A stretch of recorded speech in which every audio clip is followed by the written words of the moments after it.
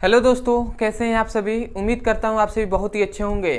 तो आज हम इस वीडियो में पढ़ने वाले हैं क्लास 11वीं का रसायन विज्ञान। ठीक है, तो इसमें हम देखने वाले हैं कि व्युत्क्रम अनुपात का नियम या इसे ही हम तुल्य अनुपात का नियम भी कहते हैं, तो ये क्या होता है और इसकी खोजकर्ता कौन है, इस सभी के बारे में हम इसको डिस्कस करने वाले हैं। बहुत ही आसानी से आपको समझ में भी आएगा। इससे पहले मैं बता दूं कि मैं अभी शुरुआती वीडियो बना रहा हूं, तो थोड़ी बहुत बोलने में भी हेजिटेशन होती है और समझाने में भी थोड़ी बहुत दिक्कत होती है, परंतु मैं विश्वास करता हूं कि बहुत अच्छे से आपको मतलब ये जो टॉपिक है आपको बहुत ही आसानी से आपको समझ में आएगा और आप मतलब यहाँ से याद करके ही आप जाएंगे। ठीक है, तो चलिए दोस्तों हम देख लेते हैं। तो इससे पहले मैं देख लूँ कि इस चैप्टर का नाम क्या है।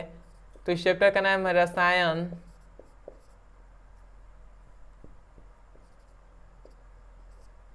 विज्ञान की कुछ मूल धारणाएं, रसायन विज्ञान की कुछ मूलभूत अवधारणाएं। ठीक है, मूल अवधारणाएं। तो ये चैप्टर का नाम है रसायन विज्ञान की कुछ मूल अवधारणाएं। ठीक है, इसमें हम देखने वाले हैं व्युत्क्रम या इसे हम क्या कहते हैं, तुल्य अनुपात का नियम। ठीक है, व्युत्क्रम या तुल्य अनुपात का नियम। तो व्युत्क्रम या तुल्य अनुपात का नियम क्या होता है, इसको हम देखते हैं। तो इससे पहले मैं बताऊं कि व्युत्क्रम या तुल्य अनुपात का नियम किस वैज्ञानिक ने दिया था, तो याद रखेंगे इसके वैज्ञानिक थे रीचर नामक एक वैज्ञानिक थे, रीचर। ठीक है, रीचर नामक एक क्या थे, एक वैज्ञानिक थे जिन्होंने तुल्य अनुपात का नियम या व्युत्क्रम अनुपात का नियम दिया। और इस नियम में क्या बताया इन्होंने बताया कि जब दो अलग अलग तत्व, ध्यान से सुनिएगा, जब दो अलग अलग तत्व किसी तीसरे तत्व मतलब किसी दूसरे मतलब जब दो अलग अलग तत्व किसी तीसरे तत्वों के साथ जिस मतलब भारात्मक अनुपात में आपस में संयोग करते हैं, उसी अनुपात में ये दोनों भी तत्व क्या करेंगे, मतलब संयोग करेंगे। ठीक है, मतलब इन्होंने बताया कि देखिए ध्यान से समझिएगा, यहाँ पे मैं रफ करके बता रहा हूँ कि इन्होंने बताया कि जब दो अलग अलग तत्व, जैसे मान लेते हैं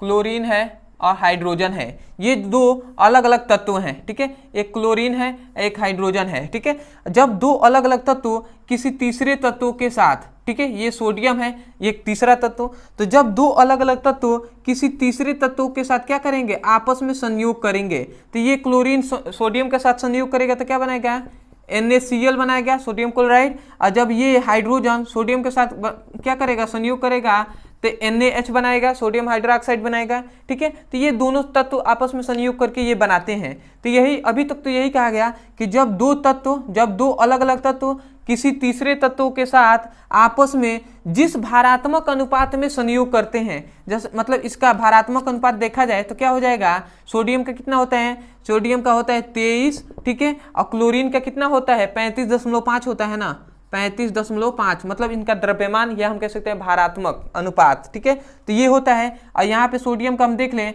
तो क्या होता है 23 ही होगा, और हाइड्रोजन 1 है तो 1 ही हो जाएगा। ठीक है, समझिएगा। ठीक है, तो यहाँ पे यही कहा जा रहा है कि जब दो अलग अलग तत्व किसी तीसरे तत्व के साथ जिस भारात्मक अनुपात में संयोग करते हैं, उसी भारात्मक अनुपात में क्या करेंगे, ये आपस में भी संयोग करेंगे। मतलब देखिए यहाँ पे जो 23 है, सोडियम का 23 और इसका 23, तो ये दोनों निश्चित है, तो इसको तो हम छोड़ देंगे 23 वाले।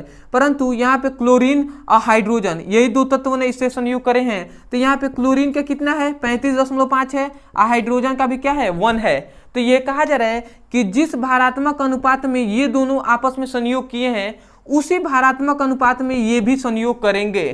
ठीक है, तो इनको अगर देखा जाए तो क्लोरीन और हाइड्रोजन मिलेंगे तो HCl बनेगा, मतलब क्या बनेगा, हाइड्रोक्लोराइड बनेगा। ठीक है, तो इसे हम इसका अनुपात देखते हैं तो हाइड्रोजन यहाँ पे क्या हो जाएगा, हाइड्रोजन का 1 हो जाएगा और क्लोरीन का हो जाएगा कितना 35.5। तो यहाँ से हम देखें तो देखिए हाइड्रोजन यहाँ पे 1 था, तो यहाँ पे भी हाइड्रोजन कितना है 1 ही है ना, और क्लोरीन यहाँ पे 35.5, तो यहाँ पे भी क्लोरीन 35.5 ही है।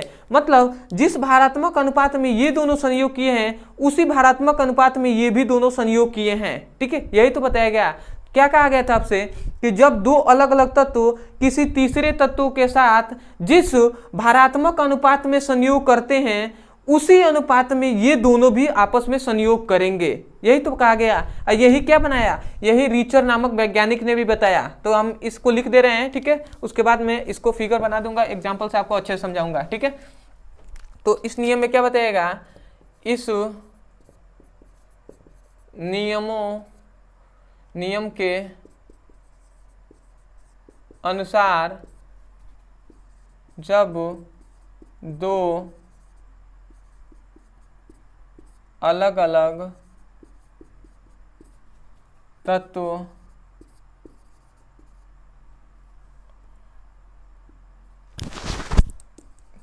किसी तीसरे तत्व के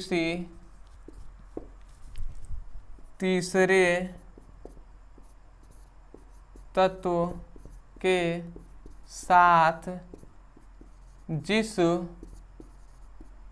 जिस भारात्मक अनुपात में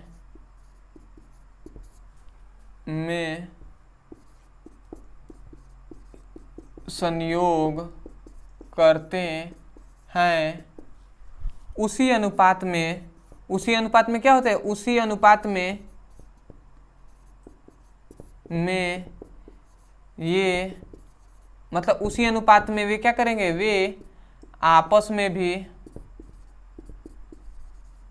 संयोग करेंगे, आपस में भी क्या करेंगे, संयोग करेंगे, ठीक है। यही आपको नियम में बताया गया है, ठीक है। रीचर ने यही बताया, क्या बताया कि इस नियमों के अनुसार जब दो अलग अलग तत्व किसी तीसरे तत्व के साथ जिस भारात्मक अनुपात में आपस में संयोग करते हैं, उसी अनुपात में वे आपस में भी संयोग करेंगे। मतलब जब दो अलग अलग तत्व है, जैसे सोडियम है, एग्जाम्पल बता रहा हूं, ठीक है, ठीक है, ध्यान दीजिएगा। जब सोडियम है और क्या है, सॉरी क्लोरीन है, ठीक है, और एक हाइड्रोजन है, ये दो अलग अलग तत्व हैं और ये क्या कर रहे हैं, सोडियम से क्या कर रहे हैं, क्रिया कर रहे हैं। मतलब ये आपस में दो अलग अलग तत्व किसी तीसरे तत्व के साथ जिस भारात्मक अनुपात में, मतलब ये दोनों जो क्या करेंगे, ये दोनों क्रिया करते हैं तो क्या बनाते हैं, NaCl बनाएंगे, और हाइड्रोजन इनसे क्रिया कराएगा तो क्या बनाएगा, NaH बनाएगा, ठीक है, NaH बनाएगा। तो यहाँ पे जो सोडियम है, सोडियम का परमाणु क्रमांक, परमाणु भार क्या होता है,